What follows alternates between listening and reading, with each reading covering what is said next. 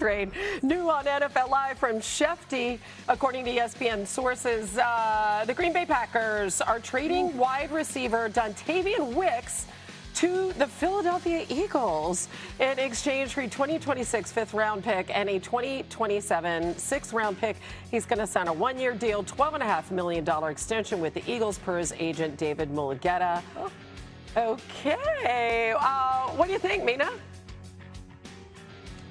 Very Eaglesy. I'll start there in taking a player who has at times flashed some high highs. Dontayvion, there's been games truly where he has looked like a legit threat downfield, making plays with the ball in his hands. And then there's been games where he's disappeared. There's been drops, but Philadelphia, don't worry, this is not your A.J. Brown replacement if they're going that route. Exactly. They did need a wide receiver 3, though, and this gives them an option there at very low cost. As you saw there, it's a late-round pick swap. And these don't always work for Howie Roseman, but he keeps swinging at them, and I love him for it. Yeah, I was told we were going to talk fake trades today, not real trades, so I have to think about this one for a minute. No, I really am excited by this because you see Howie Roseman take these kind of swings on these low-cost receivers. We saw it a couple years ago. They traded for Jahan Dotson, a former first-round pick, but a guy who was going to be making very little salary over the next couple of years to be their third wide receiver. A few years earlier, it was Dorial Green-Beckham. That move obviously did not work out quite as well. But it's this idea of, with wide receivers now making $30+ million a year at the very top. Even your Alec Pierces, your maybe borderline 1-2s making $28 million a year. There's real value in getting a rookie contract player, although Wicks is signing a one-year extension, even at $12.5 million for next year. That's not a ton of money for a player who can be, like you said, a difference maker for a few games a year. You don't have to be an every week star player to make that salary work at the NFL level at wide receiver these days. So I do think it's a logical move. Couple of day 3 picks, not going to be the end of the world. Kind of surprised the Packers maybe were willing to move on from Dontayvion Wicks at this price tag. I think the Packers are fine with it. It's a very crowded receiver room. The joke a couple years ago was they didn't have a number 1 receiver. They had a bunch of number 2s. Well, some of those guys have been demoted to number 3, and Wicks is one of those guys. Mina mentioned the entire receiving core had problems with drops. Jordan Love, I think, lost the most yards to drops the last few years. It's been maddening to watch. But Wicks going to Philadelphia, it makes tons of sense. They're a traits-based team when it comes to these sort of flyers. Wicks has traits. Again, Mina said it, I'll reiterate it. Eagles fans, don't panic. This has nothing to do with A.J. Brown. Exactly. By the way, to your point, look at this wide receiver room, just how crowded it is. And as Schefter points out, the Packers have also seen Romeo Doubs leave in free agency. Yes, we can all settle down. But it's fun. Howie Roseman getting us going with a little appetizer. From Adam Schefter, the Colts and Kenny Moore have mutually agreed to seek a trade for the veteran cornerback as Moore is entering the last year of his contract. Meanwhile, in case you missed it, Kirk Cousins reported for Raiders offseason workouts this week, and among other things, he said he's excited about connecting with one of his new playmakers.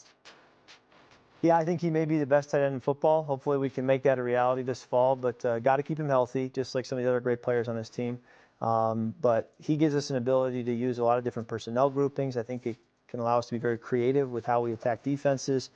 I've always really enjoyed playing with talented tight ends because of the curveball that it throws at defenses, and I expect Brock to be as good of a curveball as I've ever played with. That's some pretty high praise. Mina, how does Brock Bowers elevate this offense, no matter who's playing quarterback? Yeah, I like Cousins' comment about his versatility, especially when you think about the young quarterback coming in, Fernando Mendoza.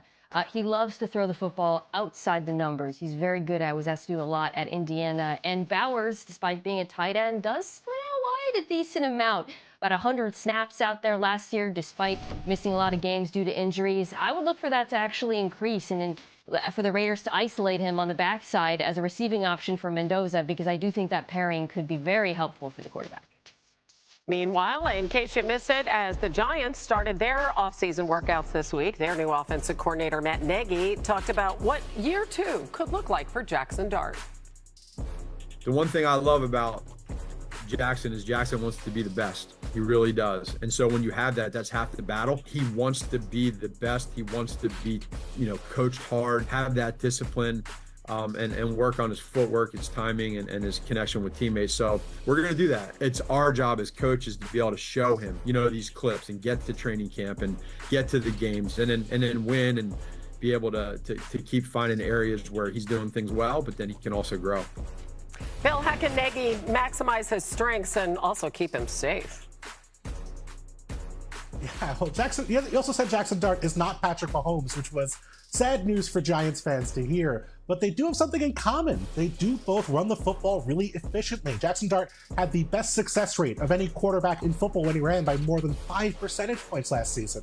And playing off that is going to be a strength. They have to be selective about when they use him and how frequently they use him in the quarterback run game. But if you can create quick game opportunities by manipulating linebackers, if you can scramble and create stuff off of scramble drills, that's opportunities for quarterbacks to hit big plays that are created strictly by their ability to run the football. So you have to really balance that difference between using Jackson Dart too often and using the threat of Jackson Dart to get the most out of him as a passer. Yeah, and he's got to stay on the field, so he's got to be smart. All right, to Houston, where this week the Texans picked up the 5th-year options for quarterback C.J. Stroud and for Will Anderson. Kevin, Stroud had a disastrous playoffs last season. How should the Texans be assessing his future value?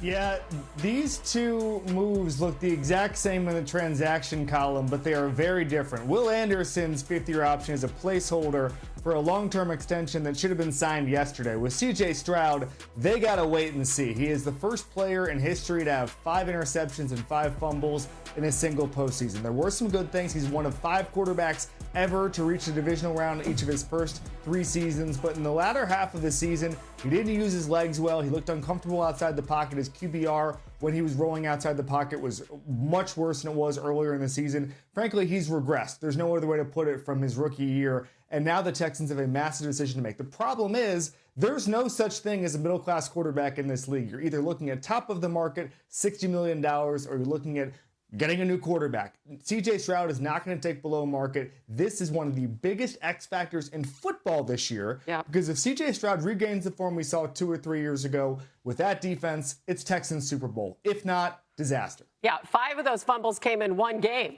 And 4 of those interceptions came in a single half. So, yeah, when you put it that way, we need to turn around this season. All right, still today, so let's do it again. So Bill put out his annual all trades mock. He proposes trades for every single pick in the draft. I love it. So let's get into a couple. This one's fun. We're going to start with the Chiefs, trading up to pick number 4 to get edge rusher David Bailey, Bill. Yeah, I think they need that second edge rusher next to George Karlaftis. Of course, Chris Joe's the focal point of that defense, but can they get that guy with bend? They're going to have to move up to get David Bailey, I believe. They give up 9 and 40 here, get that 4th overall pick and a couple mid-round picks back. But to me, I know they have needs in the secondary. I know they have a couple guys up front they feel good about, but that's that really bendy edge rusher they just don't have. Karlaftis is not that kind of player, and so every good team has a great defensive line. You went up front. The Chiefs, they're struggling a little bit to do it the way they did maybe a couple years ago. So I think about that trade up. It's a lot to give up, but this is their chance to get a superstar player at a premium position towards the top of the draft. Mina, what do you think? Well, first, I love this for the Tennessee Titans, and their phone lines should be open. To me, they are the team who should be looking to trade down the most and acquire draft picks so that they can throw multiple picks at improving the offense, not just one position. They need offensive linemen. They need wide receivers for Cam Ward. They need tight ends. So the more draft picks the Titans can get, the better. It is a lot to give up for Kansas City, and I think probably how you feel about Bailey determines that. But I will say this, to Bill's point, they have multiple needs, but I do think the Chiefs are more likely to get impactful or starting level receivers